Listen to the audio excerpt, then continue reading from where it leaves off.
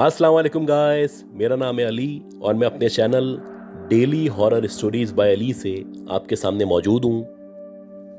मैं उम्मीद करता हूँ आप लोग जहाँ पे भी हैं खैरियत से हैं, खुश हैं और आपकी ज़िंदगी बहुत अच्छी गुजर रही है।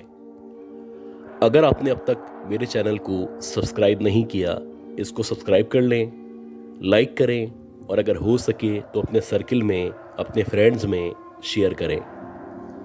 अगर आप अपनी स्टोरीज को शेयर करना चाहते हैं, आप व्हाट्सएप कर सकते हैं, ईमेल कर सकते हैं या अपनी आवाज़ में रिकॉर्ड करके भेज सकते हैं।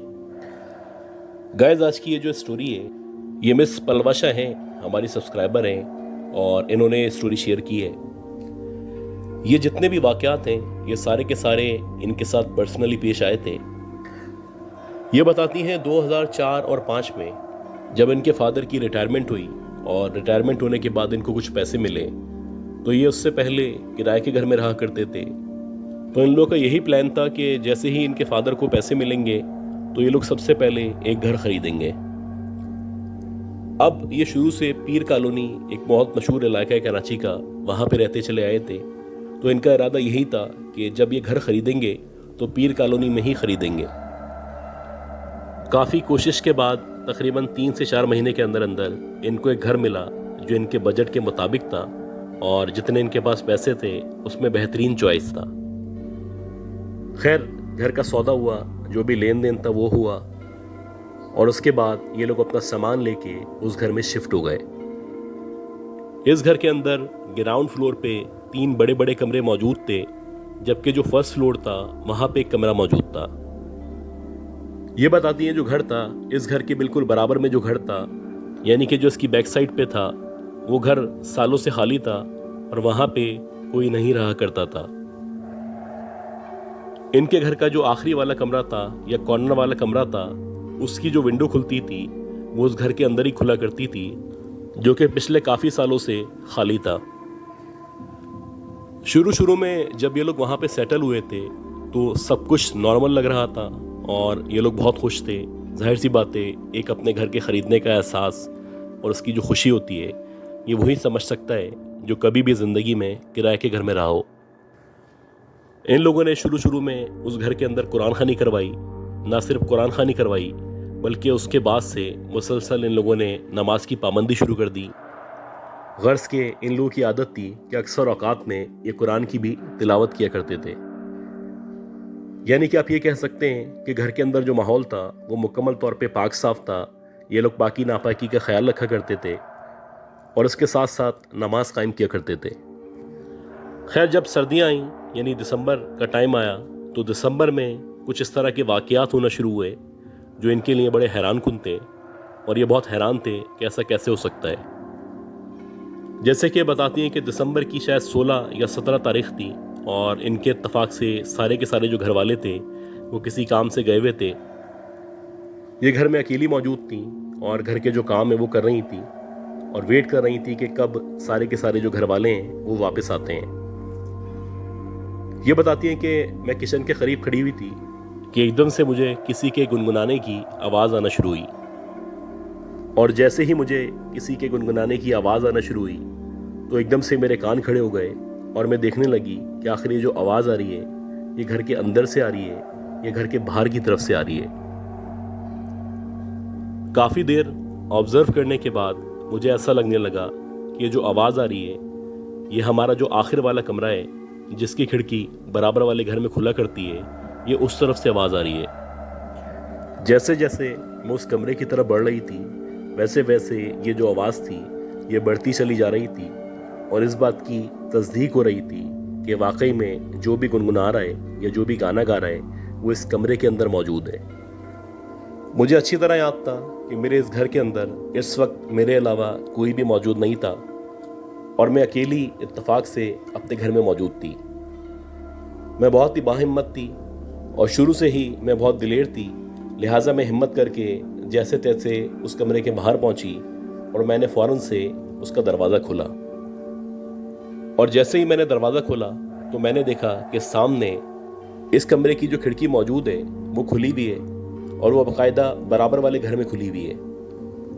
और ये जो आवाज़ आ रही है ये बेसिकली हमारे घर से नहीं आ रही, यह इस कमरे से नहीं आ रही। ये आवाज़ बेसिकली बराबर वाले घर से आ रही है, और क्योंकि इस कमरे की खिड़की खुली हुई थी तो इसलिए आवाज़ आ रही है। आमतौर पे जो मेरा भाई था जो इस कमरे को इस्तेमाल किया करता था, उसकी आदत थी वो इस खिड़की को बंद रखा करता था। मैं यही सोच रही थी, हो सकता है कि जल्दबाजी में वो खिड़की को बंद करना भूल गया हो और बराबर वाले घर में शायद कोई नए नेबर्स आ चुके हों। मैं जल्दी से कमरे के अंदर एंटर हुई और खिड़की को बंद करने के इरादे से जैसे ही मैं आगे बढ़ी तो मेरी नज़र बराबर वाले घर के सहन पे पड़ी, और मैंने देखा कि उस सहन के अंदर एक चेयर रखी हुई है और उस चेयर के ऊपर एक औरत बैठी हुई है जिसकी मुश्किल से 30 या 35 साल की उम्र होगी। वो बज़ाहिर देखने में बहुत ही हसीन व जमील है और मुसलसल वो गुनगुना रही है या कोई गाना गा रही है। शुरू में तो मुझे अजीब लगा, लेकिन मैंने सोचा हो सकता है कि बराबर वाला जो घर है वो बिक चुका हो या यहाँ पे नए लोग शिफ्ट हो चुके हों। कुछ देर तक मैं उस औरत को देखती रही। उस औरत के अंदर एक अजीब सी बात थी, और वो अजीब बात ये थी कि उसने जो कपड़े पहने हुए थे उन कपड़ों को देख के बज़ाहिर ऐसा लग रहा था कि मैं शायद किसी मुगलिया दौर में आ चुकी हूँ, क्योंकि उस दौर में जो औरतें थीं वो इसी तरह के कपड़े पहना करती थीं। 1-2 मिनट तक उसको देखने के बाद मैंने खिड़की बंद की और मैं वापस अपने सहन में आ गई। अब जब मेरी फैमिली वापस आई तो मैंने ख़ास तौर पे अपने फादर से पूछा, ये जो बराबर वाला घर है जो काफ़ी अरसे से खाली था, क्या यहाँ पे कोई फैमिली शिफ्ट हुई है?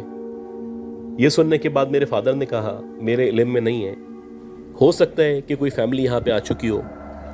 अब उसके बाद ये जो बात थी वो आई गई हो गई, और इसी तरह मज़ीद 3 या 4 दिन गुजर गए, और 3 से 4 दिन बाद इत्तेफाक से हमारे घर में बहुत सारे मेहमान आए हुए थे। एक दावत का सा माहौल था और सारे के सारे जितने भी लोग हैं सब खाना खा रहे थे। एकदम से वो हुआ जिसको देख के जो मेहमान आए हुए थे वो भी डर गए। हम सारे के सारे लोग खाने में बिजी थे कि एकदम से जो हमारे घर की जितनी भी खिड़कियां हैं वो खुद ब खुद खुली और खुद ब खुद बंद हो गईं। और जैसे ही ये सब कुछ हुआ तो मुझ समेत सारे के सारे लोग डर चुके थे और सबकी समझ से बाहर था कि एकदम से ऐसा कैसे हो सकता है। हालांकि ये जो खिड़कियां थीं इन पे कुंडी लगी हुई थी, और बगैर कुंडी खोले इन खिड़कियों को खोलना नामुमकिन था। ना सिर्फ ये खिड़कियां खुद ब खुद खुली थीं बल्कि बंद भी हुई थीं।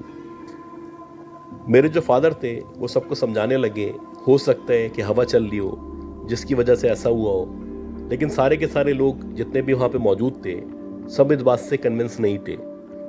इसी तरह टाइम गुजरता रहा और यक के बाद दिगरे बहुत सारे वाक़यात होते चले गए। ख़ास तौर पे मुझे अच्छी तरह याद है कि मार्च का महीना चल रहा था, और अक्सर ऐसा होता था कि जो हमारी दादी थी वो मार्च के महीने में हमारे घर में रुकने आती थीं, क्योंकि उनकी जो सालगिरह थी वो 15 मार्च को हुआ करती थी। खैर, हमारी दादी हमारे घर में मौजूद थी और वो रुकने आई हुई थी। उनका हमने वही आखिरी वाला जो कमरा है जो कि मेरा भाई यूज़ किया करता था वो दिया हुआ था, और जब तक दादी रुकी हुई थी हमने अपने भाई को दूसरे कमरे में एडजस्ट कर दिया था। बहरहाल 1 दिन, 2 दिन, 3 दिन के बाद दादी ने मुसलसल मेरे फादर से शिकायत करना शुरू की, और वो जो शिकायत थी वो इस तरह से थी कि मेरी दादी बोल रही थी कि अक्सर रात में 3 या 2:30 बजे का टाइम होता है और मुझे महसूस होता है जैसे कि जिस कमरे में मैं लेटी भी हूँ वहाँ पे कोई चल रहा है या वॉक कर रहा है। शुरू में दादी ने इसको नज़रअंदाज करने की कोशिश की, लेकिन जब उनको बाकायदा महसूस होने लगा कि कोई कमरे के अंदर मौजूद है तो उन्होंने इधर उधर देखना शुरू किया। काफ़ी देर तक वो देखती रहीं, उनको कोई नज़र नहीं आया। उसके बाद उन्होंने दोबारा से आंखें बंद की, और जैसे ही उन्होंने दोबारा से आंखें बंद की तो ये बताती हैं कि अब मुझे महसूस होने लगा कि मेरे जहाँ पे पाँव हैं उस पाँव के बराबर में कोई आके बैठा है। क्योंकि आमतौर पे बेड के ऊपर या पलंग के ऊपर जब कोई आके बैठता है तो अगर कोई पहले से बैठा हुआ हो या लेटा हुआ हो तो उसको बाकायदा एहसास होता है कि कोई आके बैठा है। खैर, जैसे ही दादी को ये एहसास हुआ तो दादी ने आंखें खोली, और जैसे ही उन्होंने आंखें खोली तो उन्होंने देखा कि एक बहुत लंबा सा काला सा आदमी है जो उनके पाँव के करीब बैठा हुआ है और मुसलसल इनको देख रहा है। ये देखने के बाद दादी एकदम से डर गईं और उन्होंने आयतुल कुर्सी पढ़ना शुरू की, और जैसे ही इन्होंने आयतुल कुर्सी पढ़ना शुरू की तो वो जो आदमी था वो इनके पाँव के पास से हटा, वॉशरूम की तरफ गया और वॉशरूम के अंदर जाके गायब हो गया। ये वाक़या सुनने के बाद जो मेरे फादर थे वो दादी को कह रहे थे, अम्मा हो सकता है आपने ख्वाब देखा हो या हो सकता है आपका वहम हो। मैंने तो अब तक किसी भी आदमी को या किसी भी औरत को या किसी भी इस तरह की चीज़ को नहीं ऑब्जर्व किया। मेरे फादर मुख्तलिफ बहानों से हमें कन्विंस करने की कोशिश करते थे कि यहाँ पे कोई ऐसा मसला नहीं है, सब कुछ ओके है और डरने की कोई ज़रूरत नहीं है। हो सकता है कि इसके पीछे ये फैक्टर हो क्योंकि उन्होंने बड़ी मेहनत से पैसे कमाए थे और बड़ी जद्दोजहद के बाद उन्होंने ये घर ख़रीदा था। अब ये जो वाक़यात होना शुरू हुए थे, इनका जो तसलसल था वो कायम था और इनमें कोई कमी नहीं आ रही थी। ख़ास तौर पे जिन दिनों दादी रुकी हुई थी उन्हीं दिनों एक और काम होना शुरू हुआ और वो इस तरह से था कि हमारे जो भी कपड़े रखे होते थे, जो कि बाकायदा अलमारी के अंदर होते थे और लॉक होते थे, उनको रात के टाइम में ऐसा लगता कि किसी ने निकाल के बाहर रखा है। और ना सिर्फ बाहर निकाल के रखा है बल्कि उनको एक ख़ास जगह से काटा गया है। जितने भी टी शर्ट्स थी, शर्ट्स थी या जितने भी कपड़े थे वो एक ख़ास जगह से कटे हुए होते थे और बिल्कुल क्लियरली पता चलना होता था कि जानबूझ के किया गया एक्ट है। मेरी जो दादी थी, जिस दिन उनकी बर्थडे थी, वो बर्थडे अपनी उन्होंने सेलिब्रेट की और बर्थडे सेलिब्रेट करने के बाद उन्होंने मेरे फादर को कहा कि मुझे बराए मेहरबानी हमारे चाचू के घर में छोड़ के आ जाएं। मेरे फादर ने उनको रोकने की बहुत कोशिश की लेकिन वो अपनी बात पे कायम थी कि मैं यहाँ पे मज़ीद नहीं रुकूंगी, यहाँ पे कुछ ना कुछ गलत ज़रूर है। खैर मेरे फादर उनको मेरे चाचू के घर में छोड़ के आ गए और अब लग रहा था जैसे कि वो भी परेशान होना शुरू हो चुके हैं। उन्हीं दिनों मेरे मामू किसी काम से हमारे घर में रुकने के लिए आए हुए थे और मेरे मामू भी वही आखिरी वाले कमरे में सोया करते थे।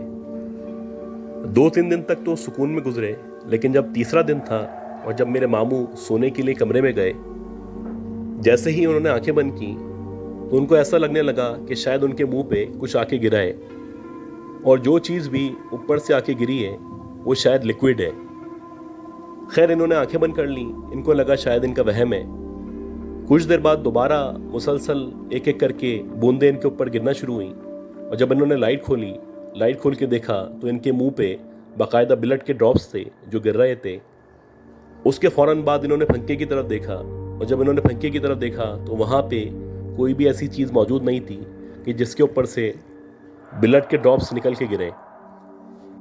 ये सूरत हाल देखने के बाद जो मेरे मामू थे वो बहुत ज़्यादा परेशान हो गए और उन्होंने आके हमारी मदर को इन्फॉर्म किया और वो उनको अपने साथ कमरे में लेके गए और वहाँ जाके उन्होंने ब्लड के ड्रॉप्स दिखाए। अब दिन ब दिन ये जो मामलात थे ये बढ़ते चले जा रहे थे।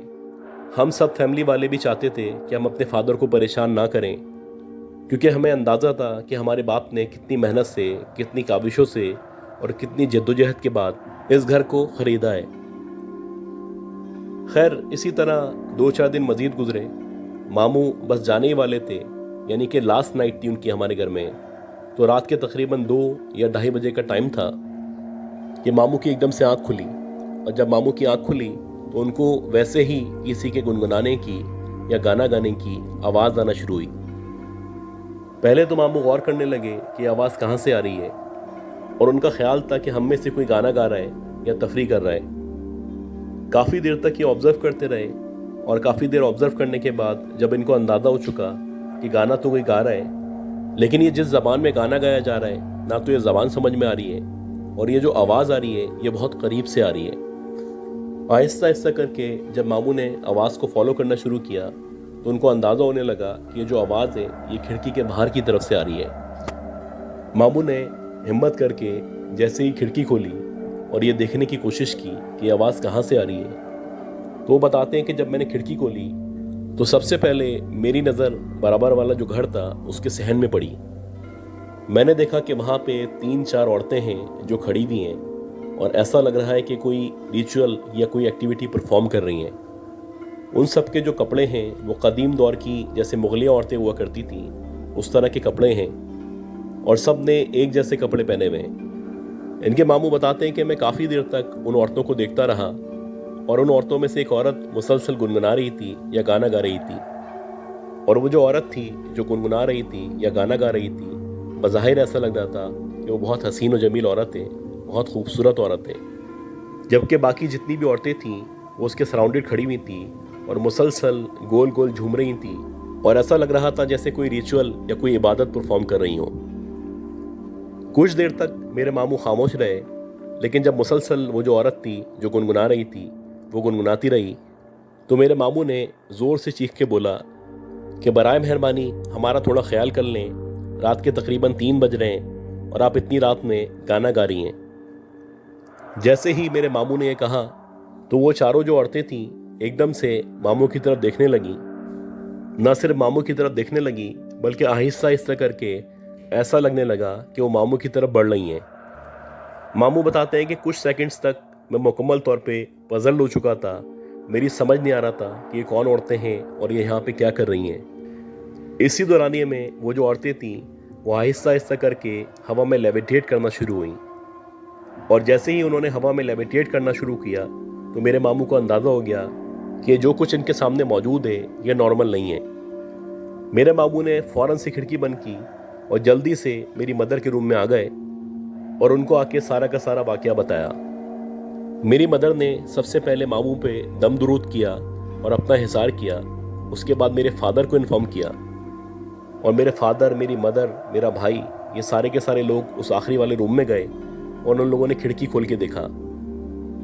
और जब उन लोगों ने खिड़की खोल के देखा तो वहाँ पे ना कोई औरत मौजूद थी, ना किसी औरत का नामो निशान था, ना लग रहा था कि अभी कुछ देर पहले यहाँ पे कोई मौजूद था। उस घर में वैसे ही पत्ते पड़े हुए थे, दूर दूर तक मिट्टी जमी हुई थी, और बज़ाहिर ऐसा लग रहा था कि सालों से बल्कि सदियों से कोई इस घर के अंदर नहीं आया है। अब ये जो मामलात थे ये इस कदर बढ़ चुके थे कि हम लोगों को ना चाहते हुए भी घर चेंज करने के बारे में सोचना पड़ रहा था। इस दौरानिए में मेरे फादर ने बहुत सारे लोगों से रब्ता किया और बिलाखिर काफ़ी कोशिशों के बाद एक साहब का पता चला।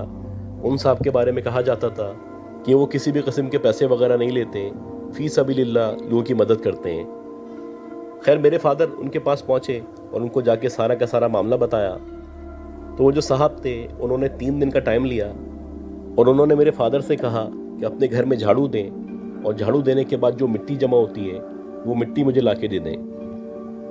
मेरे फादर ने ऐसे ही किया कि घर आके मदर से झाड़ू दिलवाई, और झाड़ू देने के बाद वो जो मिट्टी जमा हुई थी वो मिट्टी उन साहब को पहुंचा दी। खैर मेरे फादर जब उनको मिट्टी दे के आए तो उसके ठीक 3 दिन के बाद उन साहब ने मेरे वालिद से रब्ता किया, और रब्ता करने के बाद मेरे वालिद को अपने आस्थाने पे या अपनी जगह पे बुलाया। मेरे फादर जब उनके पास पहुंचे तो उन्होंने बताया कि देखिए बात इस तरह से है कि आपका जो घर है इसके करीब जवार में कोई ना कोई ऐसी जगह मौजूद है जहाँ पे इस तरह की मखलूक़ात सालों से रहा करती हैं।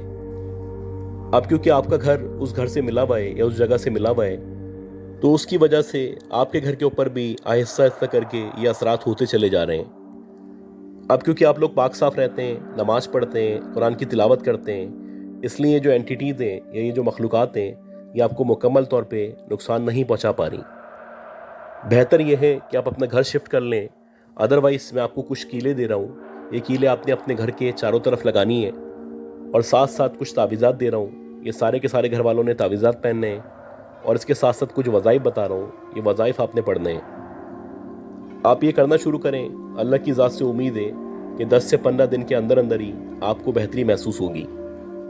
सबसे पहले मेरे वालिद ने वो जो कीलें थीं वो घर के चारों तरफ लगाईं, चारों कोनों में लगाईं, और उसके बाद मेरे फादर ने जो भी वज़ाइफ थे सबके साथ साथ पढ़ना शुरू किए। और वो जो खिड़की थी जो बराबर वाले घर में या खाली घर में खुला करती थी, उस खिड़की को मेरे फादर ने हमेशा के लिए बंद कर दिया। जैसे जैसे हमें बताया गया था वैसे वैसे हमने तावीज़ात पे अमल करना शुरू किया, और अल्लाह का शुक्र है कि 15 से 20 दिन के अंदर अंदर ही हमें बेहतरी महसूस होने लगी। आज भी ये जो घर है हमारी मिल्कियत में है, हमारे घर वाले इसको इस्तेमाल करते हैं, और अल्लाह का शुक्र है हमारे घर में इस तरह की मखलूक़ात या मामलात अब मौजूद नहीं है। हाँ, जो बराबर वाला घर है वो अब भी खाली है, और उसके बारे में बहुत सारे किस्से, बहुत सारी कहानियाँ हैं जो पूरे इलाके में मशहूर हैं। तो गाइस, मैं उम्मीद करता हूँ जो भी स्टोरीज़ मैंने शेयर की हैं ये सारी की सारी स्टोरीज़ आपको पसंद आई होंगी। अगर आपको ये स्टोरीज़ पसंद आई हैं तो प्लीज़ मेरे चैनल को लाइक करें, सब्सक्राइब करें, शेयर करें। दुआ करें कि अल्लाह ताला मुझे, मेरी फैमिली को, हम सबको सेहत दे, ज़िंदगी दे, सलामती दे। अगली अपलोड तक के लिए अपना ख्याल रखिएगा। अल्लाह हाफिज़।